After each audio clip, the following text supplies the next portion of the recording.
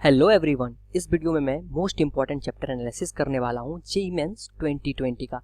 वैसे अगर देखूँ तो सारे चैप्टर का अपना एक अलग इंपॉर्टेंट होता है। जेईई मेंस में सारे चैप्टर इंपॉर्टेंट होते हैं, लेकिन अगर मैं पिछले कुछ ईयर का ट्रेंड को देखूँ तो उनमें से मैं ये एनालिसिस किया हूँ कि कौन से चैप्टर में कितना परसेंट का वेटेज था और कितने क्वेश्चंस पूछे गए हैं। ये जनवरी 2020 में जो एग्ज़ाम हुआ था हमारा एनटीए के द्वारा जो एग्ज़ाम लिया गया था उसका ये एनालिसिस है। चलिए शुरू करते हैं यहाँ पे कि किस ईयर में कितने क्वेश्चंस पूछे गए थे। तो पहला चैप्टर है हमारा फिजिक्स एंड मेजरमेंट। तो फिजिक्स एंड मेजरमेंट में एक क्वेश्चन पूछे गए हैं, लगभग एवरेज जो है 1 क्वेश्चन पूछे गए हैं और इसका जो वेटेज है 4% का है। वैसे ही सिमिलरली काइनेमेटिक्स में 4 to 8% वेटेज पूछा जाता है। वर्क पावर एंड एनर्जी में 0 to 4% वेटेज है। रोटेशन मैकेनिक्स में 12%। ये रोटेशन मैकेनिक्स अगर मैं बात करूं तो ये बहुत ही इंपॉर्टेंट चैप्टर है। तो यहाँ पे मैं जो भी इंपॉर्टेंट चैप्टर होगा तो मैं उसे अंडरलाइन करता हूँ। तो रोटेशन मैकेनिक्स एक आपका इंपॉर्टेंट चैप्टर है, उसमें हर एक ईयर 3 क्वेश्चन पूछे जाते हैं। और वैसे रिजिड बॉडी डायनेमिक्स में 2 क्वेश्चन, ये भी इंपॉर्टेंट है। यानी कि आपको rigid body dynamics circular motion आपको पढ़ना ही चाहिए। अगर आपको अच्छे स्कोर करने हैं जेईई मेंस की फिजिक्स में तो आपको सर्कुलर मोशन और रिजिड बॉडी डायनेमिक्स आपको 2 ये चैप्टर पढ़ना ही चाहिए। वैसे ही अगर मैं बात करूं आगे सेंटर ऑफ मास में एक क्वेश्चन पूछे गए हैं, वेटेज 4%। ग्रेविटेशन में एक क्वेश्चन 4% वेटेज। और यहाँ पे आता है हमारा सेकेंड मोस्ट इंपॉर्टेंट चैप्टर हम बोल सकते हैं, थर्मोडायनेमिक्स, हीट एंड थर्मोडायनेमिक्स का वेटेज 12 से 16%, 16% तक का वेटेज हो सकता है और 3 से 4 क्वेश्चन तक पूछे जा सकते हैं। ये भी बहुत इंपॉर्टेंट है।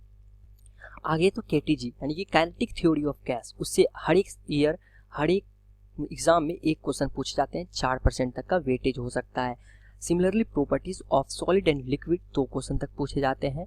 और प्रॉपर्टीज ऑफ सॉलिड लिक्विड का ये आपको ब्रीफ है, fluid mechanics and properties of matter, elasticity and viscosity, surface tension, calorimetry and the thermal expansion से 0 to 4% सभी चैप्टर से पूछे गए हैं। और टोटल आपको 2 क्वेश्चन पूछे जा सकते हैं इन सब चैप्टर से और उसका वेटेज जो है आपका 8% तक हो सकता है।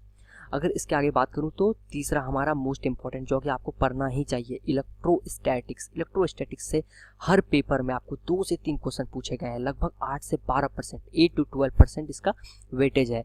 इलेक्ट्रोस्टैटिक्स में अगर कैपेसिटर्स की बात करूं, कैपेसिटेंस में एक क्वेश्चन पूछे जा सकते हैं, इलेक्ट्रोस्टैटिक्स 1 to 2 क्वेश्चन, और इलेक्ट्रोमैग्नेटिक फील्ड 1 से 2 क्वेश्चन, 4 से 8% तक का आपका वेटेज हो सकता है। तीसरा मैं इंपॉर्टेंट चैप्टर का चौथा, ठीक है, इंपॉर्टेंट चैप्टर का मैं बात करूं तो electromagnetic induction and alternative current, EMI and AC, इससे आपको 4 से 12, 4 to 12% का वेटेज हो सकता है और 1 से 3 क्वेश्चन पूछे जाएंगे। यहाँ तक क्लियर है। और फिर इसमें अगर मैं बात करूं तो एसी से 0 से 1 क्वेश्चन, 0 to 4%, लेकिन यहाँ पे ईएमआई बहुत ही इंपॉर्टेंट है, 1 से 3 क्वेश्चन पूछे जाते हैं और 4 से 12% तक आपका वेटेज हो सकता है। तीसरा अगर मैं 5वां टॉपिक का बात करूं तो करंट इलेक्ट्रिसिटी, ये भी बहुत ही इंपॉर्टेंट टॉपिक है, इससे भी 1 से 2 क्वेश्चन पूछे जाते हैं और 4 से 8% तक का इसका वेटेज हो सकता है। अब आता है हमारा मॉडर्न फिजिक्स का बारी।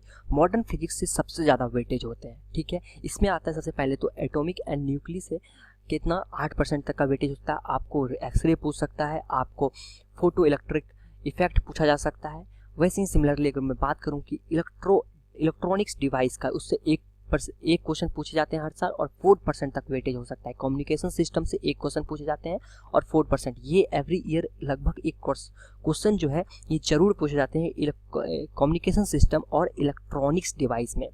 और हमारा जो लास्ट टॉपिक आता है जो कि बहुत इंपॉर्टेंट है, ऑप्टिक्स, इससे आपको 2 से 3 क्वेश्चन पूछे जाते हैं, लगभग एवरेज में देखा हूँ तो 2 क्वेश्चन पूछे ही गए हैं। 8% तक का वेटेज है। ऑप्टिक्स में आपको 2 चैप्टर का इसमें आता है, वेव ऑप्टिक्स और ज्योमेट्रिकल ऑप्टिक्स, ठीक है। वेव ऑप्टिक्स से एक क्वेश्चन लगभग पूछे जाते हैं और ज्योमेट्रिकल ऑप्टिक्स से एक क्वेश्चन, 2 क्वेश्चन मिनिमम पूछे जाते हैं और 2 से अधिक भी पूछा जा सकता है, 2 क्वेश्चन मिनिमम। ये टॉपिक आपको थोड़ा सा लेंदी भी हो सकता है कि आपको 2 या 2 से अधिक लेंस दे दे और फिर आपको बोले कि इसका फोकल लेंथ क्या है, इसका कोई भी आपको ऑब्जेक्ट दे दे, आपको बोले कि इमेज इसका बताओ कि कहाँ पे बनेगा, तो आपको 2-3 बार इसमें मिरर फार्मूला या फिर लेंस फार्मूला लगाना पड़ सकता है, थोड़ा सा लेंदी हो सकता है, लेकिन ये बहुत इंपॉर्टेंट टॉपिक है। 2 से अधिक क्वेश्चन हमेशा पूछा जाता है। अगर मैं बात करूँ ऑसिलेशन एंड वेव से, इससे एक क्वेश्चन पूछे जाते हैं, ये भी चैप्टर इंपॉर्टेंट है, एक क्वेश्चन जरूर ही पूछे जाते हैं। Now come to graph. अगर मैं इस ग्राफ का बात करूं तो वो सेम जो भी मैं डिस्कस किया हूं वही मैं यहाँ पे ग्राफ पाई चार्ट में मैं प्लॉट किया हूं। अगर मैं यहाँ से भी देखूं तो आपको कौन सा चैप्टर का ज़्यादा एरिया देखने को मिल रहा है, रे and wave optics, modern physics, magnetism and magnetic effect of the current, electrostatic, EMI and AC, heat and thermodynamics और रोटेशन मैकेनिक्स।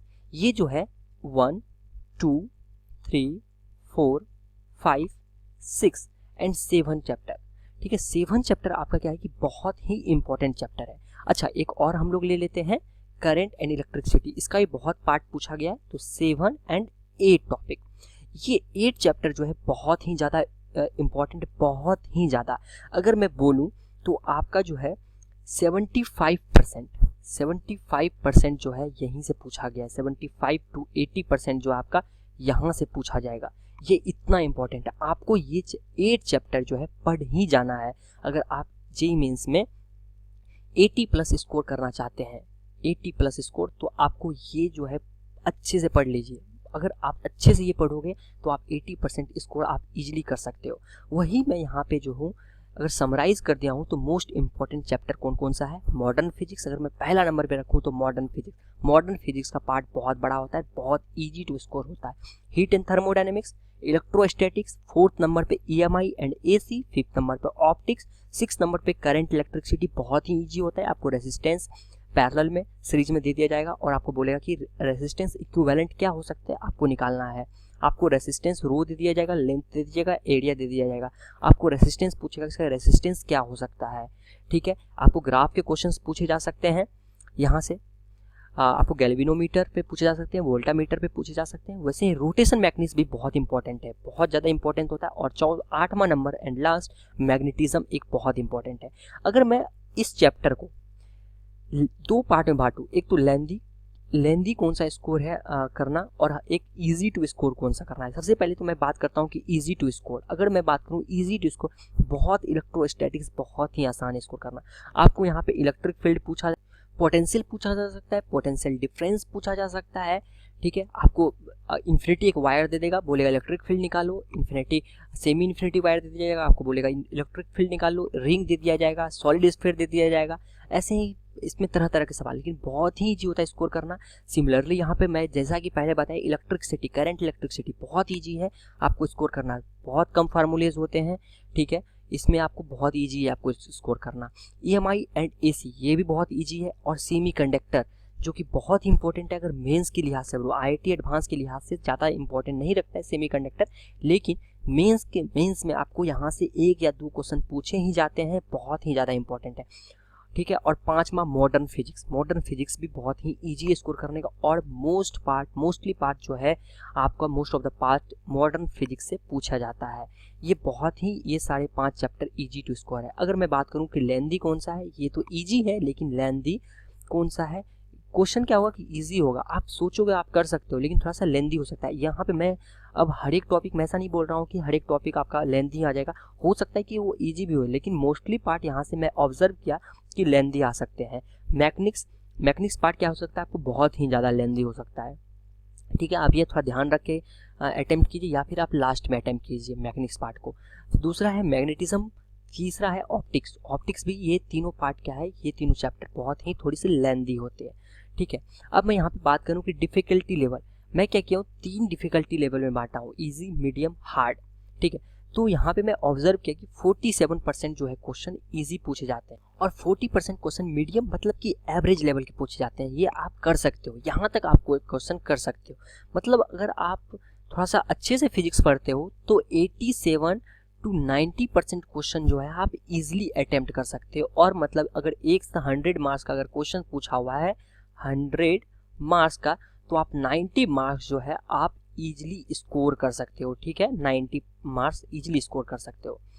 और अगर मैं 13% का बात करूँ, 13% में थोड़े से अच्छे कॉन्सेप्ट यूज होते हैं, या थोड़े अच्छे लेवल के क्वेश्चन होते हैं, या फिर थोड़ा सा लेंदी होता है, ठीक है। ये 13% क्वेश्चन, लेकिन आप ये भी कर सकते हो, ठीक है। लेकिन 90% मार्क्स आप डेफिनेटली आप ला सकते हो फिजिक्स में, ठीक है। अब मैं ओवरऑल डिफिकल्टी लेवल का बात करूँ कि अगर मैं तीनों मिला करके फिजिक्स, केमिस्ट्री और मैथ्स में इजी, मीडियम और अगर हार्ड में बांटूं, तो इजी जो है 41% क्वेश्चन इजी पूछे गए हैं, 41% इजी पूछे गए हैं, वहीं 42% मीडियम पूछे गए हैं और 17% हार्ड पूछे गए हैं। अब आप बोलोगे कि फिजिक्स में तो यहाँ मात्र 13% हार्ड था, तो फिर यहाँ पे 17%। तो मैथ्स में जो है अगर आप ट्रेंड देखोगे तो थोड़ा मैथ्स जो है रिलेटिव थोड़ा सा हार्ड पूछा जाता है, ठीक है, उसके वजह से आपका थोड़ा सा यहाँ पे ये हार्ड का परसेंटेज बढ़ जाता है। तो 70% के आसपास जो है हार्ड ओवरऑल पूछा जाता है। मतलब अगर मैं बात करूं तो 41 प्लस 42 मतलब कि 83% आप लोग जो है यहाँ पे क्वेश्चन आप अटेम्प्ट कर सकते हो।